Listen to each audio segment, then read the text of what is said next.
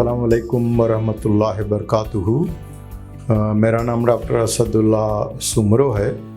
मैं यहाँ Altamash general hospital में माहिर अमराज़ क़ल्ब और हार्ट फेलियर स्पेशलिस्ट का काम कर रहा हूँ। इससे पहले हमने 2 वीडियोज़ हार्ट फेलियर के मुतालिक जो है वो रिकॉर्ड की हैं। पहले में हार्ट फेलियर के अलामात के मुतालिक और दूसरा जो था वो हार्ट फेलियर के मुख्तलिफ असबाब के ऊपर हमने डिस्कस किया और उसमें हमने डिस्कस किया कि हार्ट फेलियर कोई एक बीमारी नहीं है, उसके मुख्तलिफ असबाब होते हैं और मुख्तलिफ असबाब की वजह से उसे हार्ट फेलियर कम्प्लेक्स सिंड्रोम भी कहा जाता है। और सबसे ज़्यादा क्योंकि 2/3 यानी 50% से ज़्यादा मरीज़ों में जो हार्ट फेलियर का अहम वजह है, सबब है, वो दिल के शरियानों की बंदिश या दिल के शरियानों की तंगी है, जिसमें शरियानें बंद हो जाती हैं अचानक और या शरियानें तंग हो जाती हैं और उसके मुख्तलिफ इक़साम होते हैं। और चुनांचे इसकी मुख्तलिफ इक़साम होती हैं तो इसलिए उनको जानना और उनके मुतालिक आगाही ज़रूरी है। जिस तरह से ये यहाँ पर मैंने शो किया है कि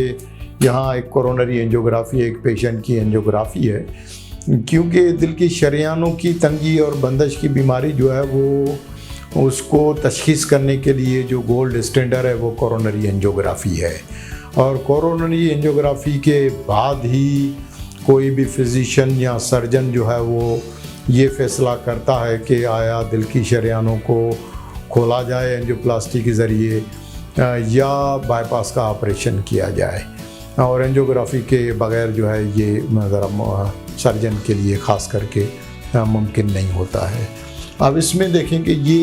एक डिस्टल मेन,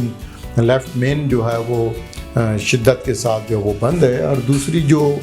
2 शरियानें हैं एलएडी और लेफ़्ट सरकमफ्लेक्स, उसमें भी बंदिश और तंगी है और ये छोटी शरियानें हैं। तो ऐसे मरीज़ों में जब सांस की शिकायत, हार्ट फेलियर की अलामात होती हैं तो डॉक्टर के लिए जब ये एंजियोग्राफी करने के बाद डॉक्टर के लिए एक फ़ैसला करना बड़ा मुश्किल होता है कि आया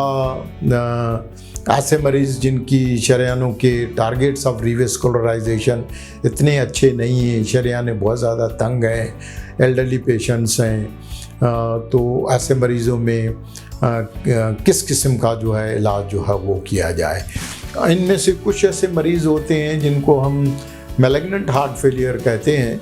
और उस पर आगे हम बात कर रहे हैं कि उनमें ये होता है कि शरियानों की तंगी और बंदिश की वजह से मरीज़ों में हार्ट अटैक जब होता है तो हार्ट अटैक के साथ वो पेचीदा होकर उनके दिल में सोराख हो जाते हैं और वो उस सोराख को हम वेंट्रिकुलर सेप्टल रप्चर कहते हैं, क्योंकि वेंट्रिकुलर सेप्टल डिफेक्ट जो होते हैं वो पैदाइशी होते हैं और ये जो रप्चर होते हैं ये हार्ट अटैक की एक पेचीदगी है। और उसमें अक्सर मरीज़ जो हैं वो हार्ट फेलियर के साथ साथ उनका ब्लड प्रेशर जो है वो कम होके और कार्डियोजेनिक शॉक हो जाती है, जिसकी वजह से जिगर और गुर्दे जो हैं वो काम करना भी छोड़ देते हैं। तो उनमें मरीज़ों में चाहे किसी भी किस्म का इलाज किया जाए, इंक्लूडिंग बाईपास ऑपरेशन या सोराख को बंद किया जाए, तो उसकी कॉम्प्लिकेशंस और अमवात की शरह ज़्यादा होती है। दूसरा ये है कि कुछ शरियानें जो हैं वो दिल के जो वेल्व्स होते हैं, ख़ास करके जो पेपिलरी मसल्स और कार्डियक टेंडिनें होती हैं, तो वो उनकी जो ब्लड सप्लाई होती है वो उसमें मुतासर होती है और उनमें अगर इन्फेक्शन हो जाए या इस्कीमिया हो जाए तो वो मरीज़ों में अचानक जो है वो सडनली वेल्व जो है वो लीक करता है, जिसको हम सीवियर माइट्रल रिगर्जिटेशन कहते हैं और उसकी वजह से मरीज़ों में टोरेंशियल पल्मोनरी एडिमा होती है। तो ऐसे मरीज़ों में भी ऑपरेशन की नौबत आ जाती है कि बाईपास के साथ साथ मरीज़ों को दिल का वाल्व जो है वो तब्दील करना पड़ता है। तो ऐसे मरीज़ों में ऑपरेशन जो है वो उसकी रिस्क जो है वो ज़्यादा होती है। तो शरेयानों की तंगी या बंदिश की बीमारी की वजह से जो हार्ट फेलियर है वो कोई इतना कोई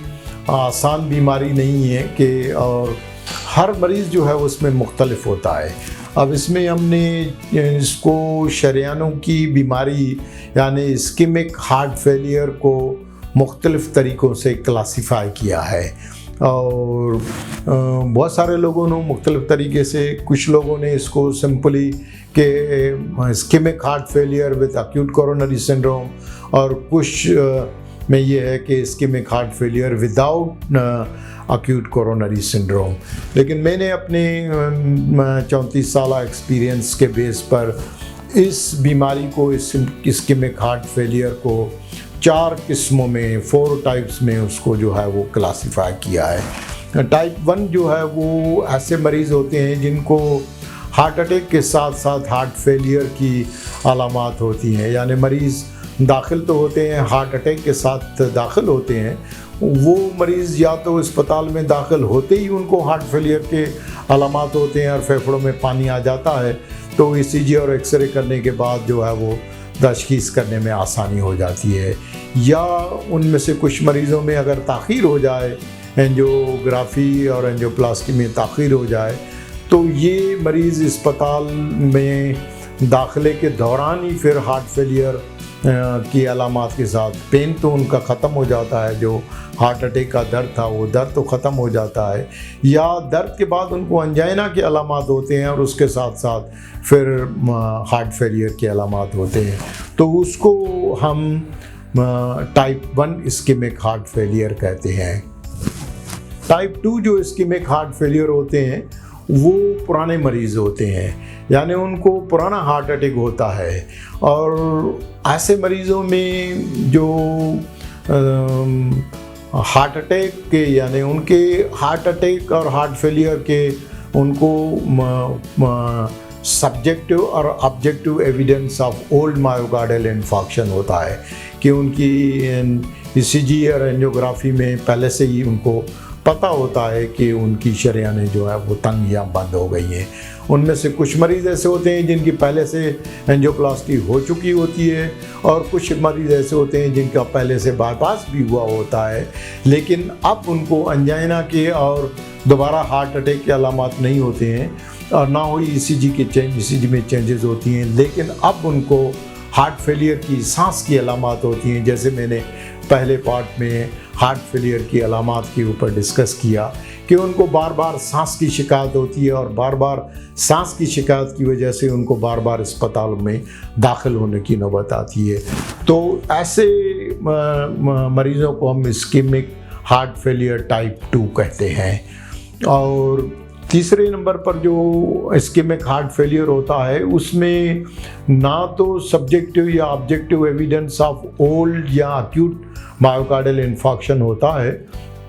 उनके ईसीजी में चेंजेस नहीं होती हैं, और ना ही उनके बायोकेमिकल मार्कर्स रेज होते हैं, लेकिन उनको टिपिकल सिम्टम्स ऑफ एंजाइना होते हैं, और एंजाइना के साथ साथ उनको हार्ट फेलियर की अलामात होती हैं। और जब उनकी एंजियोग्राफी की जाती है तो पता चलता है कि उनमें मल्टीवेसल डिजीज़ होती है। अब उनमें से बहुत सारे मरीज़ होते हैं जो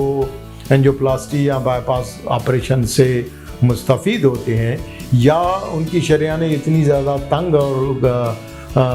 बंद होती हैं कि जिसकी वजह से वो बाईपास ऑपरेशन और एंजियोप्लास्टी से मुस्तफ़ीद नहीं होते, या ऑपरेशन के दौरान मरने का, मौत की रिस्क जो है वो काफ़ी ज़्यादा होती है, तो फिर उनको दवाओं के ज़रिए जो है वो इलाज पर रखा जाता है। चौथा जो किस्म है ये इस्केमिक हार्ट फेलियर का एक मुनफरिद किस्म है, जिसको हम मिथ या रियलिटी, क्योंकि बहुत सारे डॉक्टर्स और मरीज़ों को ये मुगालता होता है कि उनको ना तो हार्ट अटैक हुआ है, ना एंजाइना के सिम्टम्स हैं, उनको तो सिर्फ सांस की शिकायत है, तो फिर उनमें शरेयानों की बंदिश या शरेयानों की बीमारी जो है वो कैसे होती हैं। तो ये एक हकीकत है, और बहुत सारे ऐसे मरीज़ होते हैं लेकिन चुनाचे ये एल्डरली पेशेंट्स होते हैं और उनमें मल्टीपल दूसरी comorbidities, diabetes, high blood pressure, गुर्दे जिनके ख़राब होते हैं या उनको पुरानी दिल के वाल्व्स की बीमारियां होती हैं, एओर्टिक वाल्व स्टेनोसिस होता है या एट्रियल फिब्रिलेशन होती है या कैंसर के प्रॉब्लम्स होते हैं, तो फिर बहुत सारे डॉक्टर्स जो है वो एंजियोग्राफी करते जो है वो घबराते हैं और वो नहीं करते हैं या देर हो जाती है उनमें। तो ये इसको हम टाइप 4 जो है वो इस्केमिक हार्ट फेलियर कहते हैं। और चुनाचे ये निगलेक्ट हो जाता है तो मैंने इसको एक ऑर्फन इस्केमिक हार्ट फेलियर का नाम दिया हुआ है, क्योंकि ये इसको डॉक्टर्स जो है वो यतीम की तरह जो है वो उसको ट्रीट करते हैं, तो जिसकी वजह से जो है ये मरीज़ जो है वो हार्ट की मुख्तलिफ इलाज और उससे मुस्तफ़ीद नहीं हो पाते हैं। तो ये जो चौथे किस्म का जो हार्ट फेलियर का पेशेंट्स होते हैं, इनमें एंजियोग्राफी करना इसलिए ज़रूरी होता है क्योंकि चुनाचे इनका हार्ट का मसल कमज़ोर होता है या दिल बढ़ा हुआ होता है, तो फिर बहुत सारे लोग जो हैं वो इसमें ताख़ीर हो जाती है। लेकिन उसकी एंजियोग्राफी करके देखना ज़रूरी होता है शरियानों को, इसलिए कि उनमें से कुछ ऐसे पेशेंट्स होते हैं, सारे मरीज़ ऐसे नहीं होते कि उनको बाईपास ऑपरेशन या एंजियोप्लास्टी नहीं हो सकती, लेकिन उनमें से कुछ ऐसे मरीज़ होते हैं जिनमें शरियानों यानी टारगेट्स ऑफ रिवेस्कुलराइजेशन जो है वो अच्छे होते हैं और उनमें वायबल मायोकार्डियम होता है, हाइबरनेटिंग मायोकार्डियम होता है, थैलम स्कैन करने के बाद हमें पता चलता है। तो वो फिर बाईपास ऑपरेशन और आजकल टेक्नोलॉजी इम्प्रूव हो गई है और ऐसे पे ऊपर रख के जो है वो हम बाईपास ऑपरेशन एंड एंजियोप्लास्टी करना हो सकता है, पॉसिबल हो सकता है। तो इन समरी हार्ट फेलियर की जो ये चौथे नंबर की बीमारी है, ये एक रियलिटी है और ऐसे मरीज़ होते हैं जिनमें ना तो पुराना हार्ट अटैक होता है, ना ही अंजाइना के सिम्टम्स होते हैं, लेकिन चुनाचे उनको सिर्फ हार्ट फेलियर की प्राइमरीली अलामात ही ऐसी होते हैं और दिल का गोश्त कमज़ोर होता है। तो ऐसे मरीज़ों में एंजियोग्राफी और बाईपास करने का जो रुझान है वो कम होता है। तो लिहाजा फिजिशियंस को इस रियलिटी को समझना चाहिए और जो इनमें और ताख़ीर से जो है वो बाज आना चाहिए। मैं यहाँ अल्तमश जनरल हॉस्पिटल में रोज़ाना सुबह और शाम हार्ट फेलियर के मरीज़ों के लिए ख़ास क्लिनिक करता हूँ। तो अगर किसी मरीज़ को इस किस्म के अलामात हों और वो अपनी बीमारी की वजह से बार बार अस्पतालों में दाखिल होने की वजह से